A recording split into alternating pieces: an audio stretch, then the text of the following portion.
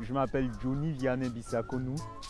Je suis blogueur à Mondo Blog, une plateforme de l'atelier de médias de Radio France Internationale. Je travaille à Radio Ndekeluka, une station de la Fondation Hirondelle en Centrafrique. Dernièrement, il y a une étude d'audience qui a été réalisée. Et donc, Radio Ndekeluka est devenue la radio la mieux écoutée de Centrafrique. Les auditeurs, la population font plus confiance à une radio de proximité qui dit les choses. En fait, les gens disent même en Centrafrique que pour qu'ils croient à quelque chose, il faut que ça soit dit sur Radio Ndekeluka. Voilà. Notre credo, c'est radio de paix et de développement. On fait en gros des émissions allant dans le sens de l'éducation civique, de la promotion de la culture citoyenne, la paix, la sensibilisation, la conscientisation de la population. Il faut le faire, ça peut aider à changer les choses. Il faut de la communication pour un changement de comportement.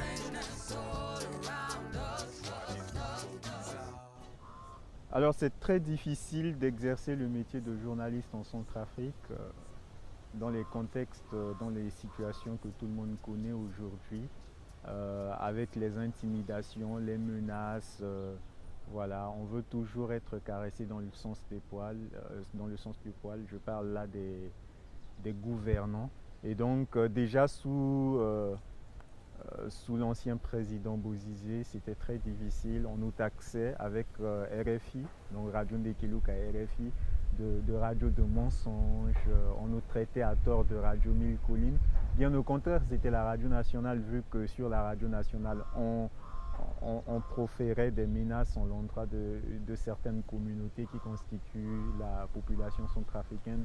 On disait même que non, c'était telle communauté, la rébellion, les éléments de la rébellion Séléka, ils sont issus de telle communauté, de telle ethnie, et donc il fallait faire la chasse aux sorcières. Voilà, sur les ondes de la radio nationale, ils se livraient donc à des menaces. Après Bozizé, on a pensé que on était sorti de l'auberge, mais on s'est trompé. Parce qu'avec l'arrivée de la Séléka, Radio Ndekeluka a été visitée. Ils ont pris la parade de la radio, 5 motos, 2 ordinateurs portables et tout. Heureusement, ils n'ont pas touché aux émetteurs. Donc du coup, on essaie de se cacher dans la masse, de ne pas se faire remarquer, voilà, de rester discret.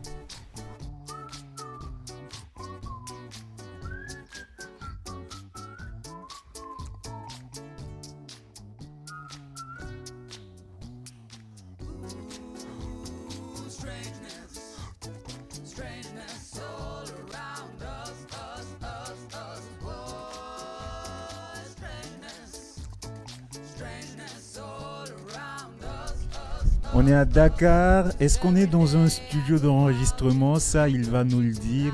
C'est celui qui est à côté de moi. Il s'appelle Bachir du groupe iScience. Bonjour. Yadiof, salam alaikum.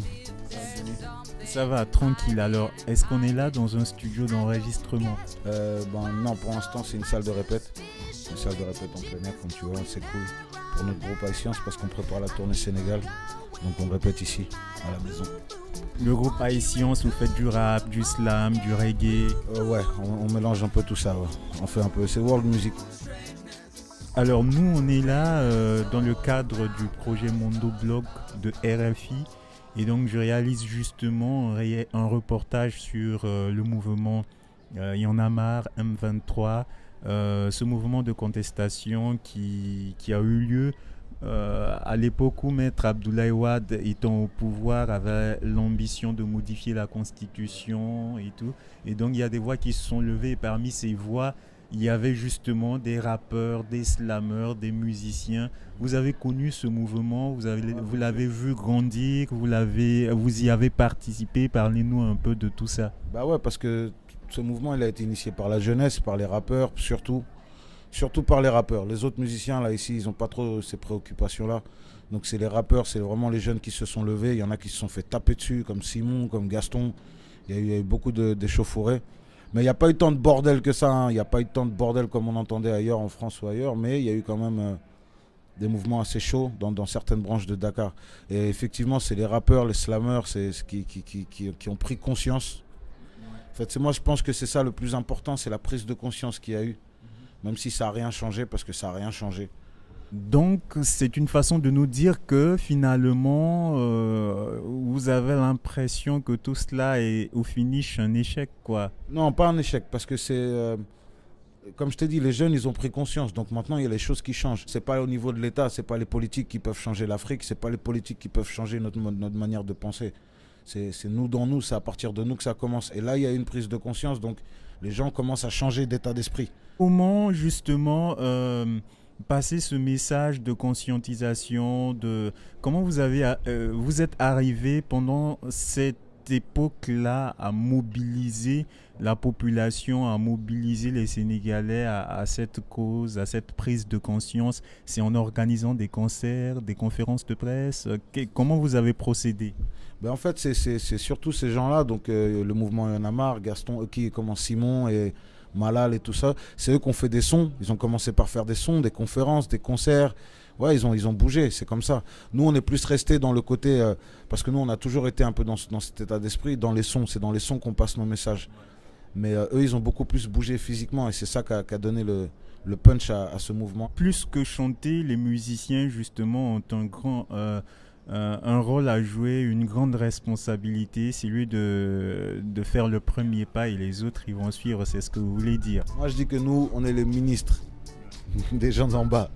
Les politiciens, ils ont leurs ministres. Nous, on est les ministres des gens là que les politiciens n'écoutent pas. C'est à nous aussi.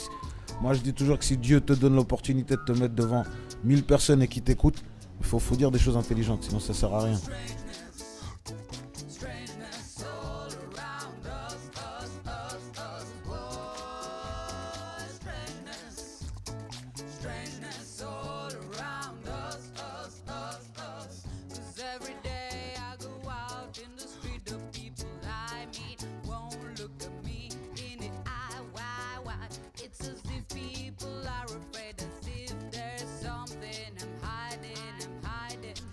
Nous sommes à l'université Cheikh Anta Diop. Vous êtes tous des étudiants centrafricains au Sénégal. Alors, touche pas à ma constitution. C'était un mouvement qui avait pour objectif donc de dissuader l'ancien président Bozizé à modifier la constitution centrafricaine pour briguer un troisième mandat. C'est ça? Alors, si c'est ça, dites-nous comment est née l'initiative. Kenny? Très bien, merci de me donner la parole. D'accord, en fait, l'initiative est venue avec les différents mouvements qu'il y a eu au Sénégal, notamment le mouvement Y'en a marre, le mouvement du M23, etc. Et tout ce qui se passait un peu autour de nous avec l'actualité en Tunisie. Donc, il était difficile de ne pas s'inspirer de ça. Et surtout quand la fibre patriotique était titillée. Donc nous nous sommes rapprochés de ces différents mouvements. Nous sommes notamment partis au niveau de la RADDHO. Nous avons eu à échanger avec... La RADDHO qui est justement le rencontre panafricain des droits de l'homme. Ils nous ont beaucoup aidés, ils nous ont beaucoup conseillés et ils nous ont orientés. Et c'est ainsi que nous avons pu rencontrer à l'UNTIN tous les leaders Y'en a marristes, etc. Nous avons pu rencontrer certains hommes politiques qui nous ont mis en contact avec beaucoup de gens, ce qui nous ont plus ou moins orientés et encadrés. Et c'est suite à cela que nous avons lancé le mouvement avec une conférence de presse à la RADDHO. Et nous avons signé, je pense, notre entrée médiatique, notamment avec la lettre ouverte que nous avons adressée au président François Bozizé, pour justement, comme vous le dites si bien, de le dissuader de ne pas briguer un troisième mandat. Peut-être une dernière question par rapport aux autres jeunes. Vous êtes des étudiants centrafricains de la diaspora, mais il y a cette majorité de la jeunesse centrafricaine qui reste au pays et qui quand même a eu des attitudes assez irresponsables ces derniers temps, décriées par beaucoup de gens, des marches de soutien au régime de Bozizé. Et juste au lendemain du départ de Bozizé, ils ont organisé une marche de soutien à Jotodia. Alors cette jeunesse finalement devient entre guillemets ridicule à travers ces manifestations. Qu'est-ce que vous dites à l'endroit de cette jeunesse? Le président de la Séléka, M. Michel Djotodia, a eu à dire quelque chose qui m'a touché. Il a dit que c'est la misère. C'est la misère qui pousse ces jeunes à faire ces genres de manifestations, qui se laissent instrumentaliser, parce que avec la misère, il y a cette manque d'éducation. Avec la misère, ils n'ont pas accès à certaines informations. En République centrafricaine, la jeunesse n'a pas cette ouverture qu'a ceux de la diaspora sur le monde.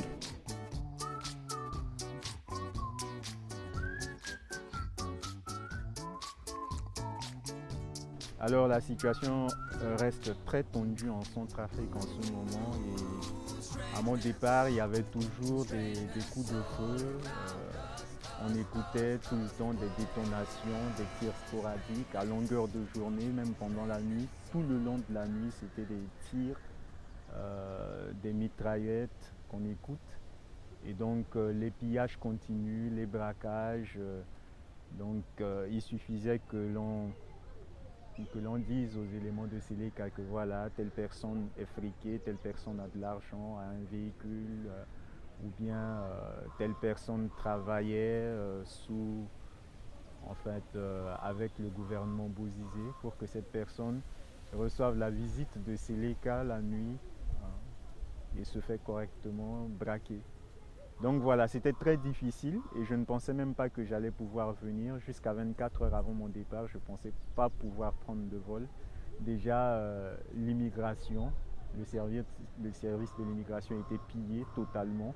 J'avais encore mon passeport là-bas, je n'avais pas encore récupéré. Et donc voilà, c'était difficile. Heureusement que l'aéroport était toujours protégé par l'armée française. Et donc au niveau de l'aéroport, j'avais pu me faire délivrer un laissez-passer. Bon, pour venir au Sénégal, heureusement, un Centrafricain n'a pas besoin de prendre de visa et vice-versa aussi. Donc du coup, ce qui m'a permis de voyager. Ben Nyar.